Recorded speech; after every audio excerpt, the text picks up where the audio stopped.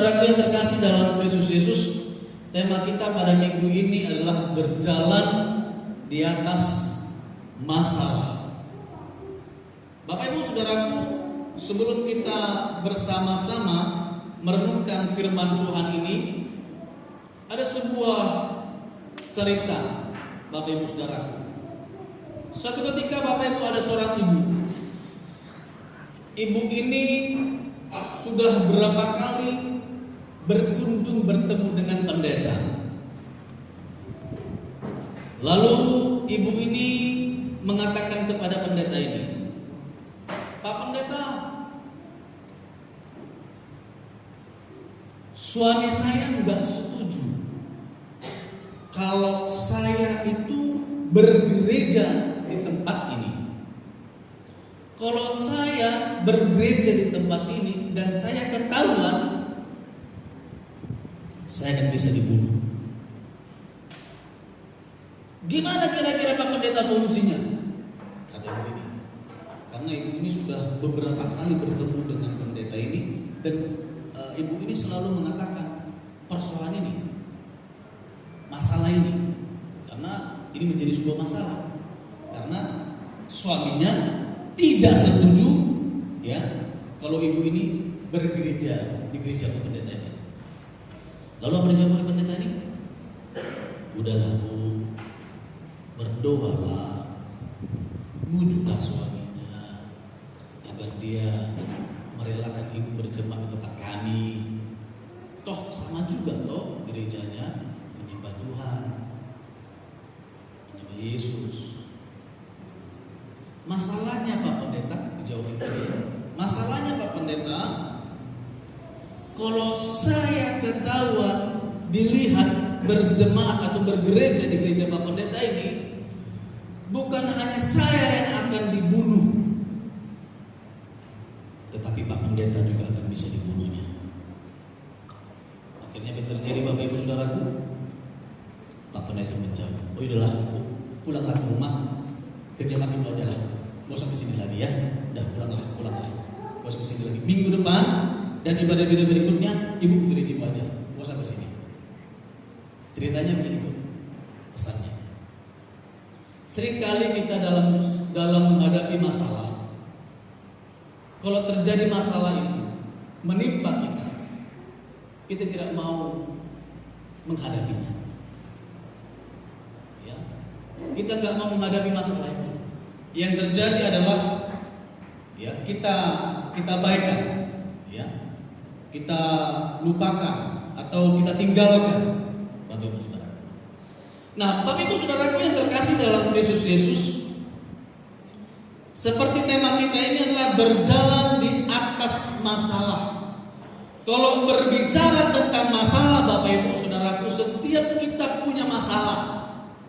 Kalau saya tanya siapa di sini nggak punya masalah, mungkin kita tidak ada yang tunjuk tangan. Tetapi kalau saya tanya siapa di sini banyak masalah, mungkin kita akan tunjuk tangan. Semua. Siapapun kita, baik tua maupun muda, punya masalah. Dan ingat Bapak Ibu, saudara-saudara, teman-teman pemuda, masalah itu jangan dicari, datang itu nanti. Kalau kita mencari masalah, akan tambah masalah. Masalah itu nggak usah dicari. Karena setiap detik, setiap saat, mungkin ketika kita nggak tahu nanti pulang dari ini, pulang dari gereja ini, kita akan timbul lagi masalah dalam kehidupan kita. Artinya Bapak Ibu Saudaraku, setiap kita pasti punya masalah. Siapapun kita, apapun pangkat kita, apapun derajat kita, ya, baik orang kaya atau tidak orang kaya, baik kita pendeta, majelis, les speaker, jemaat biasa, punya masalah. Siapapun kita tidak kebal dengan masalah, dan kita tidak pernah berhenti merasakan masalah, Bapak Ibu Saudaraku. Dan masalah juga ada kadarnya. Setiap manusia itu punya masalah dan kadar itu berbeda-beda. Masalah saya dengan masalah siapa kakak ini yang multimedia berbeda kadar masalahnya. Mungkin saya lebih enteng masalahnya, kadarnya ya. Mungkin kakak ini lebih besar masalah. Tapi jelas setiap manusia pasti punya masalah. Bapak Ibu Saudara. Nah, timbul pertanyaan Bapak Ibu Saudaraku. Setiap kita pasti punya masalah, dan masalah ini Bapak Ibu Saudaraku ya akan bisa mempengaruhi hidup kita. Semakin berat masalahnya, maka akan mempengaruhi kehidupannya. Bukan hanya masalah kecil juga bisa menjadi besar dan itu akan menjadi mempengaruhi hidupnya. Bukan hanya mempengaruhi hidupnya, bahkan juga bisa mempengaruhi imannya. Bisa juga mempengaruhi aspek kehidupannya. Ya. Jadi Bapak Ibu Saudaraku, ini menjadi momok yang menakutkan. Bapak Ibu Saudaraku. Bahkan ketika besar masalahnya Bapak Ibu Saudaraku, kita bisa mengakhiri hidup kita. Hilang pengharapan. Bapak Ibu Saudara. Jadi jangan heran Bapak Ibu, ada banyak di media massa, ya, di media elektronik. Kalau kita lihat di media itu ada yang bunuh diri, itu karena masalah, mengakhiri hidupnya dengan mengenaskan. Bapak Ibu Saudaraku, timbul pertanyaan bagi kita, bagaimana kita dapat berjalan di atas masalah? Apa yang harus kita lakukan ketika kita berjalan di atas masalah? Apa yang harus kita perbuat ketika kita berjalan di atas masalah? Yang pertama Bapak Ibu Saudaraku yang terkasih, yang harus kita lakukan adalah tenanglah, ini aku, jangan takut. Bapak Ibu Saudaraku, konteks firman Tuhan yang barusan kita baca ini, di mana Yesus sudah menyelesaikan pelayanannya. Yesus memberikan makan 5.000 laki-laki dengan 2 ikan, 5 roti dan 2 ikan. Lalu kemudian Bapak Ibu Saudaraku, ketika 5.000 orang laki-laki ini sudah kenyang, Bapak Ibu Saudaraku, lalu kemudian Yesus menyuruh mereka pulang. Ketika mereka sudah pulang Bapak Ibu Saudaraku, lalu Yesus menyuruh murid-muridnya menyeberang, ya, ke seberang sungai Tiberia. Lalu untuk mendahului Yesus, mendahului Yesus, Bapak Ibu Saudaraku. Ketika mereka sedang di perahu Bapak Ibu untuk mengerjakan pelayanan mereka, di tengah-tengah perjalanan mereka di perahu itu terjadilah persoalan, terjadilah masalah. Apa masalahnya Bapak Ibu Saudaraku? Perahu mereka dihantam oleh gelombang, angin sakal, Bapak Ibu Saudara, mengombang-ambingkan perahu mereka, sehingga murid-murid ketakutan, sehingga murid-murid cemas.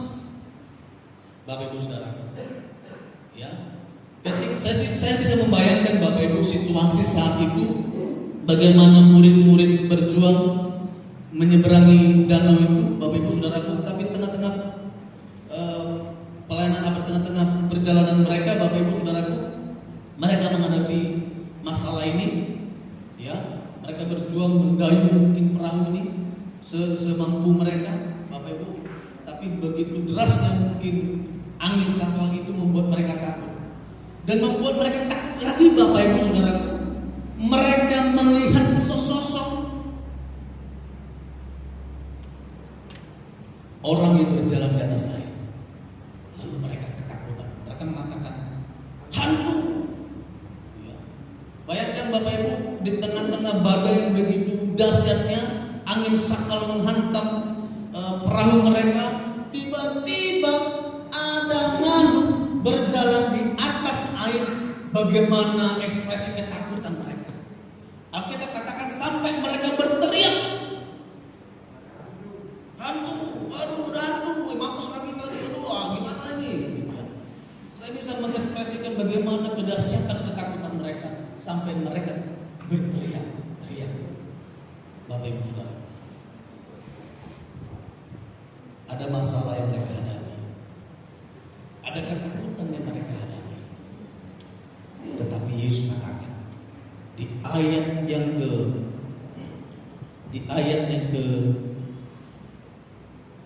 27, ya, di ayat 27 Yesus katakan, tetapi segera Yesus berkata kepada mereka, tenanglah,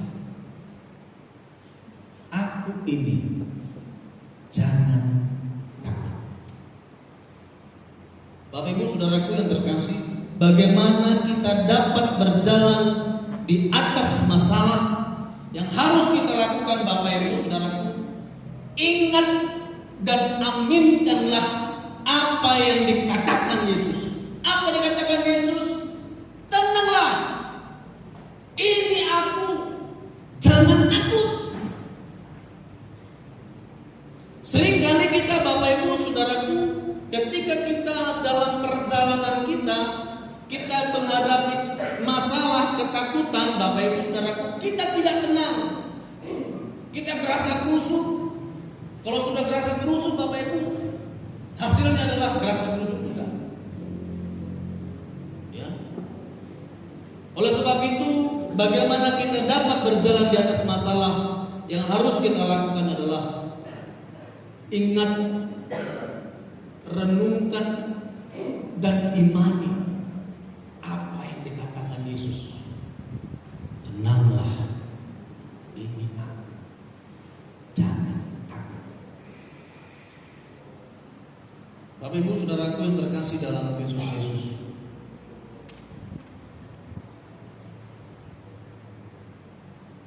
isilah pikiran kita dengan kebenaran firman Tuhan, janji-janji Tuhan ketika kita berjalan di atas masalah.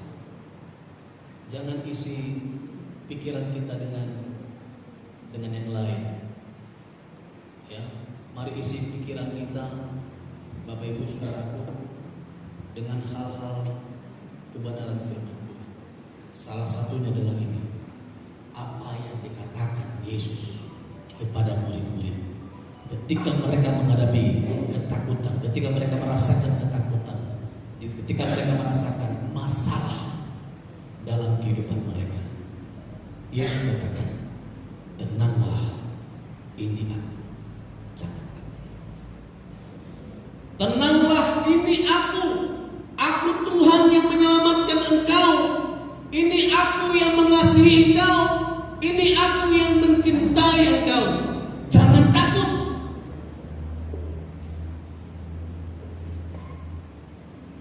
Tenanglah, ini aku, jangan takut. Dia adalah Allah yang Immanuel, yang berserta dengan kita. Oleh sebab itu, pesan firman Tuhan yang pertama bagi kita, bagaimana kita dapat berjalan di atas masalah. Langkah yang harus kita lakukan adalah ingat dan imanilah perkataan Tuhan, firman Tuhan. Tenanglah, ini aku, jangan takut. Amin Bapak Ibu. Amin. Coba katakan sebelah kanan sebelah kirinya, tenang. Ya. Ada Tuhan bersama dengan kita. Jangan takut.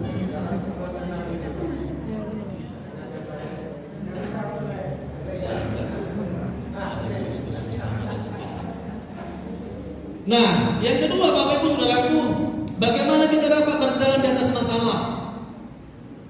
Hal apa yang harus kita lakukan, Bapak Ibu Saudaraku?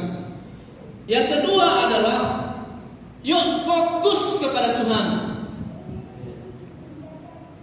Fokuslah kepada Tuhan. Jangan fokus kemana-mana.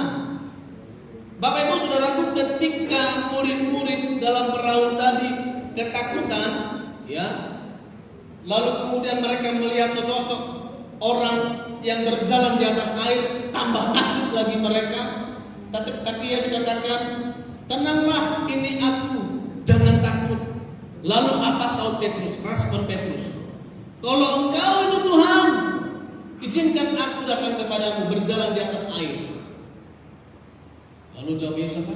Ayo mari, datanglah. Bapak Ibu Saudaraku, ketika dia melangkahkan kakinya dari perahu itu, Bapak Ibu, dia masih fokus kepada Kristus. Selangkah, 2 langkah, 3 langkah, dia masih terus fokus, Bapak Ibu. Tetapi dia tidak sampai kepada Kristus. Karena apa? Dia tidak lagi fokus kepada Kristus. Dia malah fokus kepada masalah. Apa masalahnya, Bapak Ibu? Wah, rupanya aku berdiri di atas air. Wah, ada angin yang menerpaku, sehingga dia takut, Bapak Ibu. Dia nggak lagi fokus kepada Kristus yang memanggil dia, tetapi dia fokus kepada kanan kirinya. Dia fokus bahwa dia sedang berjalan di atas air. Kemudian hal itulah membuat dia takut, dan itulah yang menghanyutkan dia. Saudaraku yang terkasih dalam Kristus Yesus, bagaimana kita dapat berjalan di atas air? Bagaimana cara kita dapat berjalan di atas masalah? Langkah yang harus kita lakukan adalah, yuk fokuslah kepada Kristus. Jangan fokus kepada masalah. Jangan fokus kepada gosip. Jangan fokus kepada orang lain. Jangan fokus kepada apa kata orang. Jangan. Fokuslah kepada Dia yang mengasihi kita. Bapak Ibu Saudara, jangan salvo, ya, tapi fokuslah. Ya. Terkadang Bapak Ibu kita hanya mendengar kata-kata selintingan gitu ya, sehingga kita nggak fokus lagi kepada Tuhan. Terkadang ada banyak kegagalan kita karena kita tidak lagi fokus kepada Tuhan. Ada banyak sikap tindakan kita yang salah karena kita tidak lagi fokus kepada Tuhan. Kita lebih fokus kepada sebelah kanan kita, sebelah kiri kita. Kita nggak lagi fokus kepada Tuhan. Ya, mungkin di tengah-tengah pelayanan kita, Bapak Ibu Saudaraku, ada orang mengatakan, apa yang bisa kamu buat dalam pelayanan? Apa yang bisa kamu perbuat dalam pelayanan? Gak bisa. Lalu terjadi, kita meninggalkan pelayanan. Kita nggak fokus lagi dalam pelayanan. Ya, saya bersyukur tadi anak muda luar biasa ya. Mereka punya talenta, punya karunia luar biasa. Wah, bersyukur. Ya, pesan firman Tuhan hari ini kepada kita anak muda, fokuslah kepada Tuhan. Fokuslah kepada Kristus. Jangan fokus kepada yang merusak kita. Ya, apapun karunia, talentamu, yuk fokus kepada Tuhan.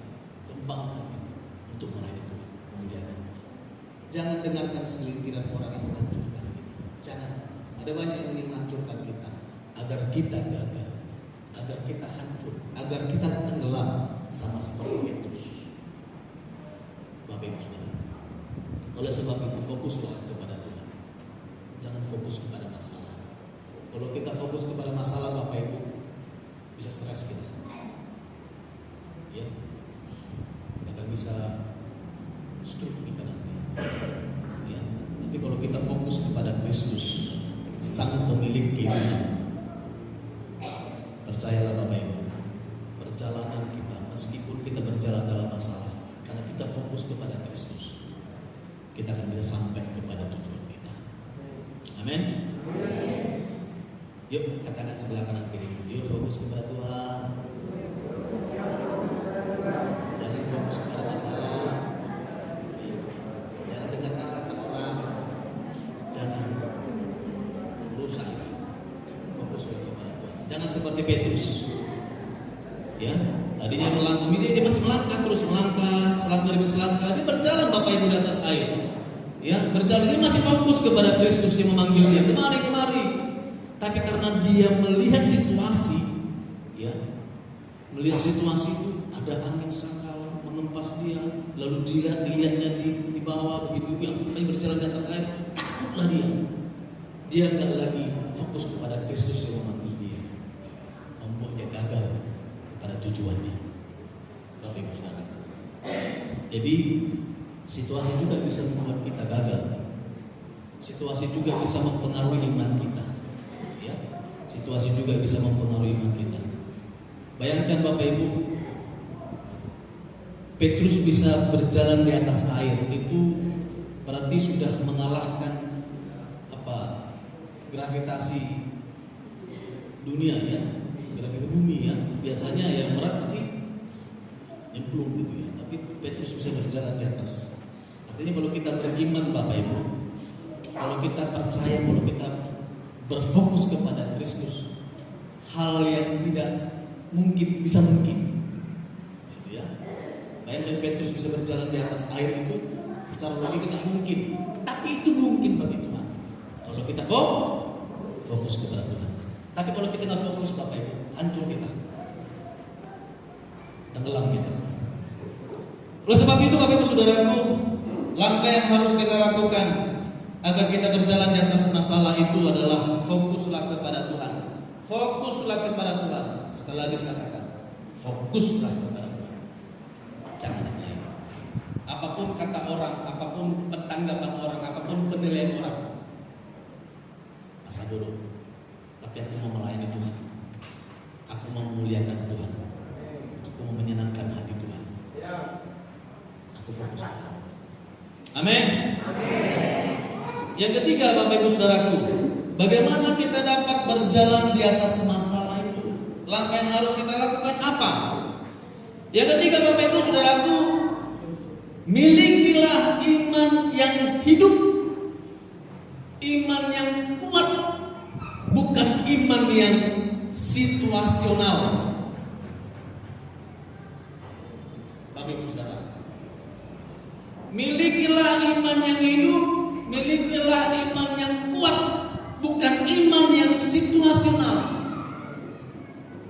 Bapak Ibu Saudaraku, ada banyak orang memiliki iman situasional. Situasi. Kalau hidupnya diberkati Tuhan, aku beriman. Kalau usahaku maju, asetku berkembang, aku beriman kepada Tuhan. Kalau anak-anakku sukses, aku beriman kepada Tuhan. Kalau karirku meningkat, aku percaya kepada Tuhan, aku beriman kepada Tuhan. Tetapi ketika ada masalah, ada ketakutan, ada kecemasan, ada pergumulan, apakah iman kita tetap sama? Mungkin kita akan, di mana Tuhan ini? Ketika usaha kita bangun, kita tinggalkan Tuhan.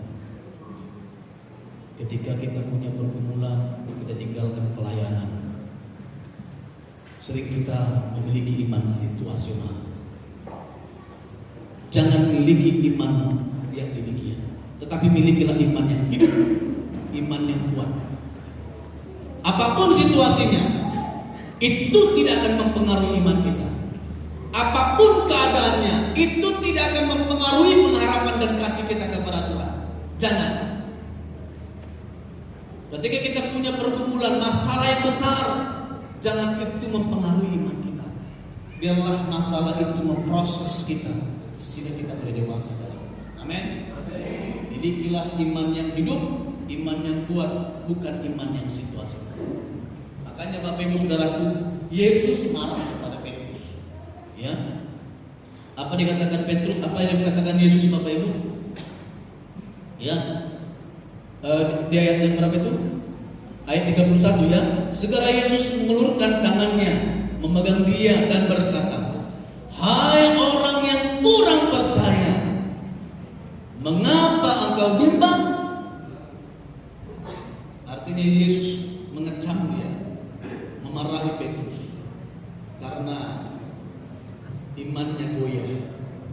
Bapak Ibu Saudara, tadi Jadi dia bisa berjalan di atas air karena imannya goyah, takut, tenggelamlah dia.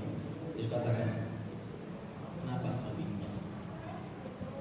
Bapak Ibu Saudaraku, langkah yang harus kita buat dalam berjalan di atas masalah itu adalah milikilah iman yang hidup, yang kuat.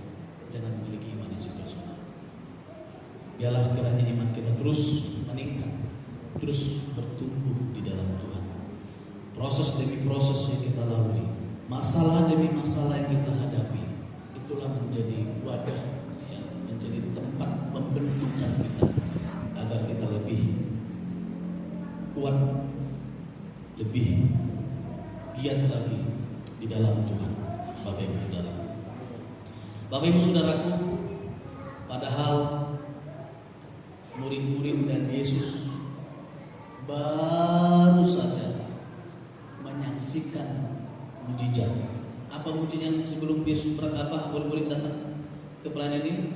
Yesus sudah melakukan mujizat apa? Yesus memberi makan 5.000 orang. Padahal di depan mata murid-murid Yesus ngasih makan 5.000 orang dengan 5 roti dan 2 ikan. Tetapi itulah manusia. Seringkali situasi itu mempengaruhi iman kita. Padahal di depan mata mereka, wah luar biasa nih. Kalau kita baca di Alkitab itu, semua orang takjub. Ya, ketika Yesus kasih makan 5.000 orang itu, takjub Bapak. Bayangkan dengan 5 roti dengan 2 ikan, Yesus kasih makan mereka di depan mata murid-murid itu. Tapi itulah situasi bisa mempengaruhi iman mereka. Ya, ketakutan. Oleh sebab itu, milikilah iman yang hidup. Amin. Katakan lagi sebelah kanan kirinya, milikilah iman yang hidup, Bapak Ibu. Ya, jangan miliki iman situasional. Kalau diberkati aku terima. Ya, apapun situasinya, iman kita tidak dipengaruhi oleh itu. Amin. Bapak Ibu Saudara yang terkasih dalam Kristus Yesus, mungkin di tengah-tengah kita katakan kepada Tuhan, Tuhan, aku punya masalah. Masalahku adalah kesehatan. Mungkin kita punya masalah kebutuhan. Lalu kita mengeluh kepada Tuhan, berdoa, Tuhan, aku punya masalah kebutuhan. Bapak Ibu bisa sampaikan kepada kita hari ini lewat firman Tuhan. Mungkin kita katakan, Tuhan, aku punya masalah kesehatan. Tapi ingat Bapak Ibu, ada seorang perempuan pendarahan dengan menjamah jubah Yesus Kristus. Perempuan pendarahan itu mengalami mujizat kesembuhan. Itu karena karya Allah. Mungkin kita katakan, Tuhan, aku punya masalah dalam kebutuhan. Ingat Bapak Ibu, Yesus kasih makan 5.000 orang hanya 5 roti 2 ikan Bapak Ibu. Makan mereka. Artinya apa Bapak Ibu? Kalau kita benar-benar yakin percaya kepada Tuhan, apapun masalah kita, ada solusi. Amin. Mungkin kita katakan aku punya masalah kesehatan, tapi ingat Bapak Ibu, firman Tuhan bercerita, ada pendarahan pendarahan, dia sembuh dengan menjamah jubah Yesus. Sembuh seketika, 40 tahun dia mengalami sakit penyakit itu. Kita mungkin mengatakan aku punya kekurangan Tuhan, kami butuh kebutuhan Tuhan. Tapi ingat Bapak Ibu, Yesus kasih makan 5.000 orang laki-laki. Ya, tidak dihitung anak istrinya. Tuhan kasih makan dengan 5 roti dan 2 ikan. Secara logika tidak mungkin, tapi itu mungkin bagi Tuhan. Kalau kita yakin dan percaya kepada Kristus. Amin. Bapak Ibu Saudaraku, mengakhiri firman Tuhan ini ada cerita. Ini sebuah kesaksian hidup dan ini juga memberkati saya secara pribadi. Ini kesaksian seorang pendeta yang luar biasa dan ini menginspirasi saya sendiri secara pribadi. Ini bukan pendeta Metodis, dia pendeta luar. Tadi saya sebutkan. Bapak Ibu Saudaraku, pendeta ini sudah lama pelayanan di perkotaan. Bapak Ibu Saudara,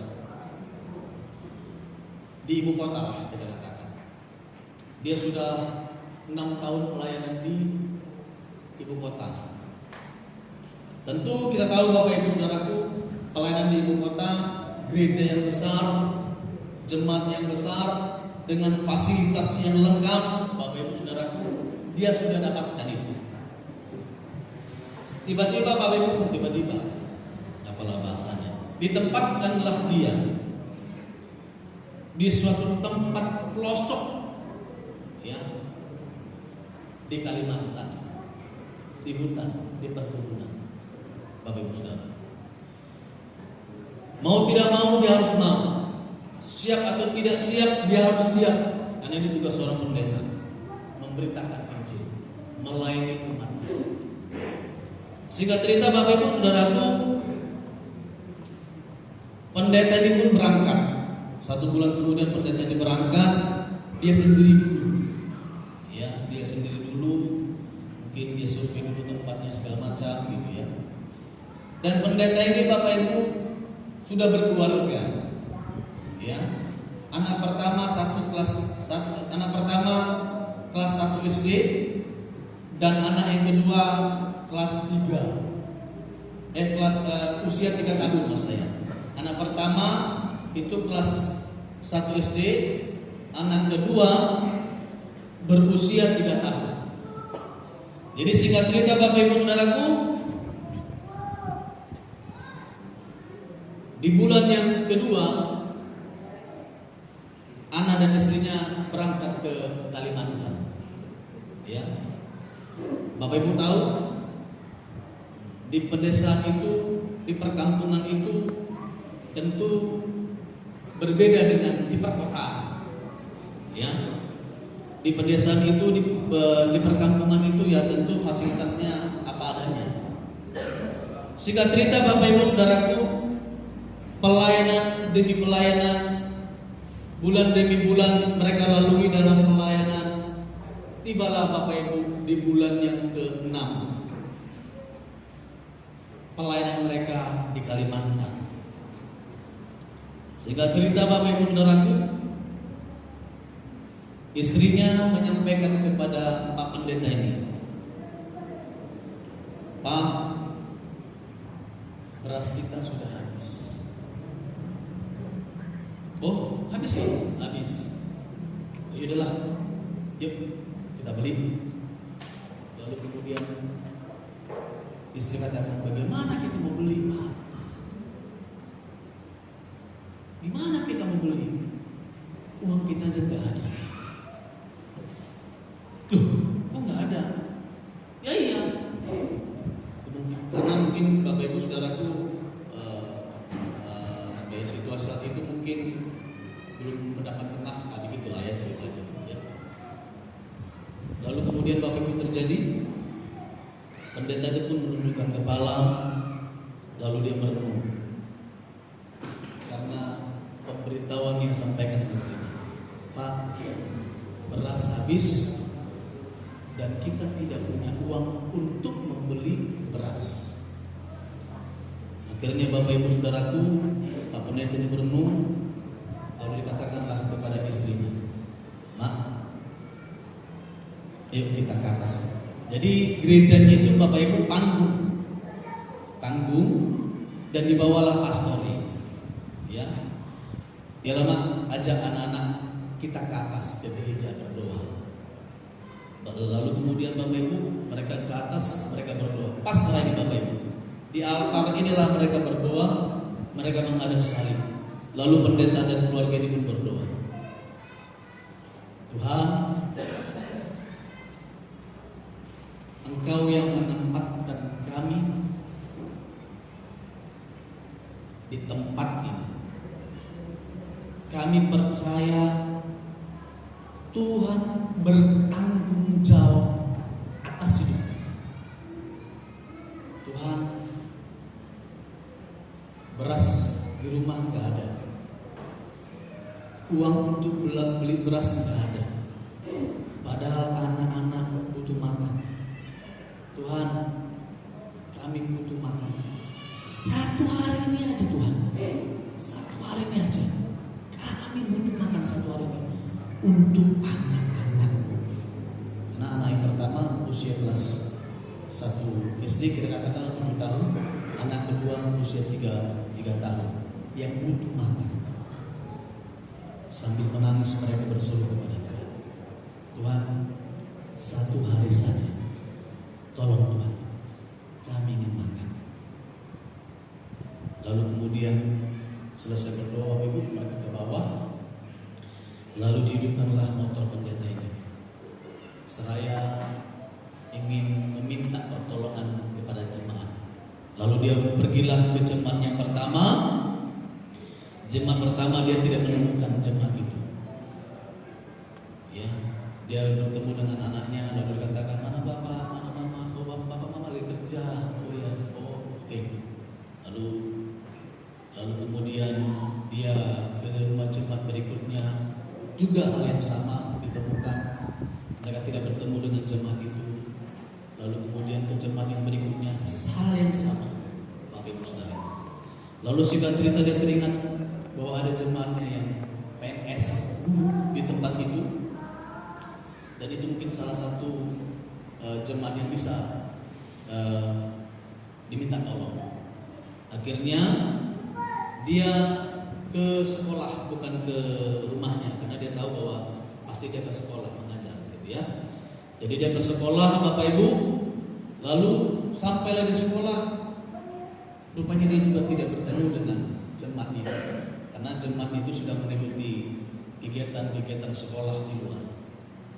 Sehingga cerita Bapak Ibu Saudaraku, patah senanglah pendeta ini.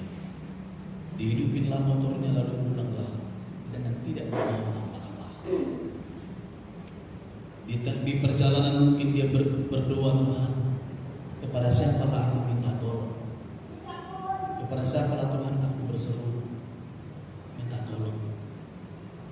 Akhirnya dia pulang, Bapak Ibu, sampai ke rumah. Dia katakan kepada istrinya, "Mak, ini tidak ada." Akhirnya dengan menggendong anaknya, satu yang kecil istrinya menggendong, lalu mereka ke atas lagi, Bapak Ibu, gereja.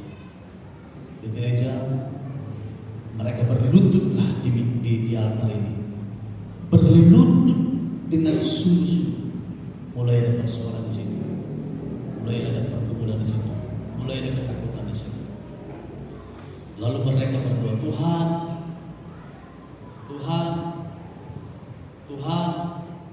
Engkau menempatkan kami di tempat ini.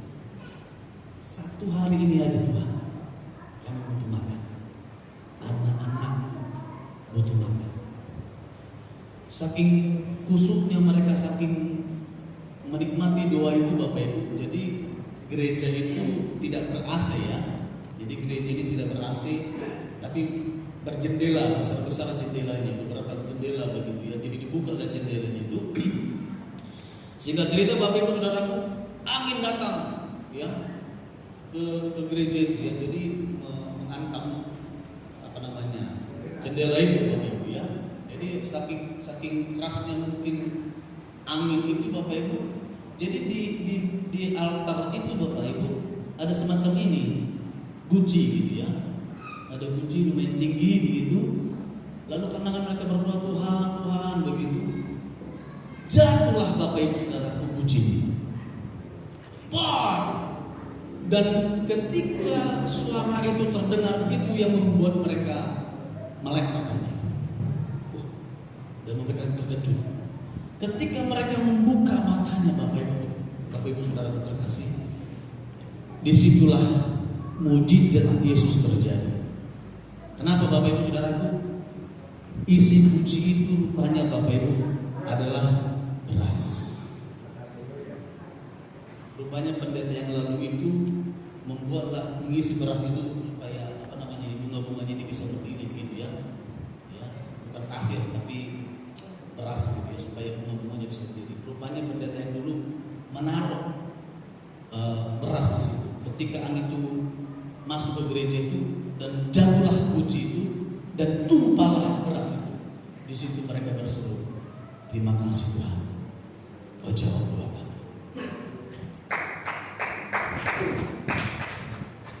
Bapak Ibu Saudaraku, bukan hanya satu hari mereka bisa makan, bahkan seminggu lebih mereka bisa makan.